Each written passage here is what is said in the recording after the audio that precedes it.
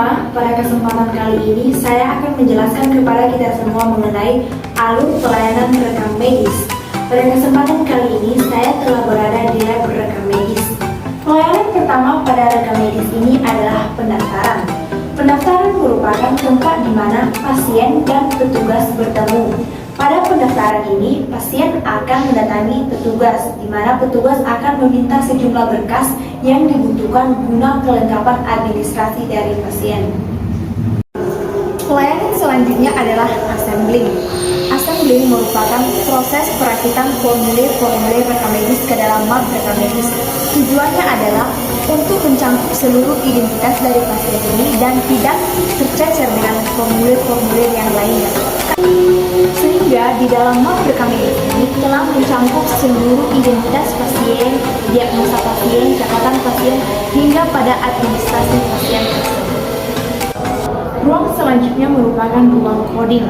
Ruang coding ini berfungsi untuk memberikan kode-kode terhadap penyakit yang diderita oleh pasien. Tujuan dari pengkodean penyakit ini adalah untuk memudahkan para tenaga kesehatan di dalam melakukan atau merekap penyakit-penyakit yang diderita oleh pasien.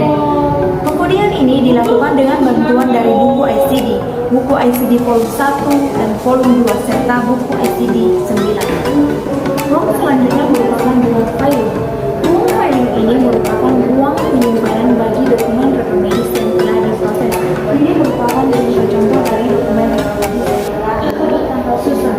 Di sini telah terbagi menjadi beberapa rak sehingga dokumen-dokumen rekam medis yang telah kita susun dan kita proses dapat kita susun di sini sesuai dengan penomoran dan penamaan yang telah kita lakukan sebelumnya. Ruangan yang terakhir merupakan statistik dan pelaporan. Di bagian ini, para tenaga rekam medis akan melakukan statistik terhadap rumah sakit mengenai semua pelayanan yang telah diberikan tenaga kesehatan kepada pasien. Dengan adanya statistik ini dapat menjadi dasar pelaporan kita kepada Kementerian Kesehatan mengenai bagaimana cara kita melayani pasien, apakah itu dapat dibilang baik ataupun buruk, serta apa-apa saja yang perlu diperbaiki dalam rumah sakit tersebut. Pada kesempatan ini saya akan menjelaskan alur pelayanan pasien di rumah sakit. Saat pasien datang, petugas akan memberikan informasi kepada pasien terkait kamar dan prosedur rawat inap. Jika pasien dalam keadaan darurat, bisa berlangsung dibawa ke IGD. Petugas rekam medis di TPPRI mencatat dalam buku register penerimaan pasien rawat inap, nama, nomor RM, identitas, data sosial.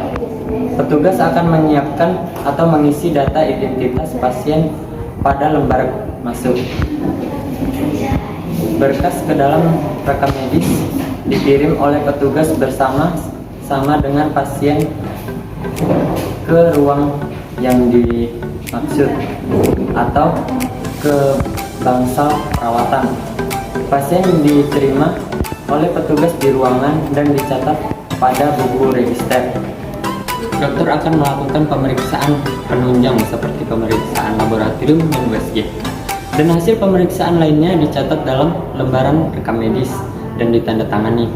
Perawat atau bidan menambahkan lembaran-lembaran rekam medis seperti pelayanan yang diberikan.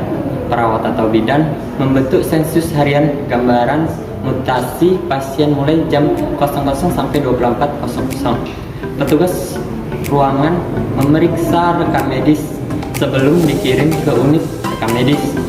Setelah pasien pulang, petugas mengirim berkas rekam medis dikembalikan ke unit rekam medis paling lambat 24 jam setelah pasien pulang. Petugas unit RM mengelola rekam medis dengan cara assembling, coding, indeks operasi, indeks kematian. Setelah petugas RM mengecek kelengkapan medical record atau rekam medis, petugas unit rekam medis menyiapkan berkas rekam medis ke filing kabinet sesuai dengan nomornya, dan berkas RM disimpan secara rapi.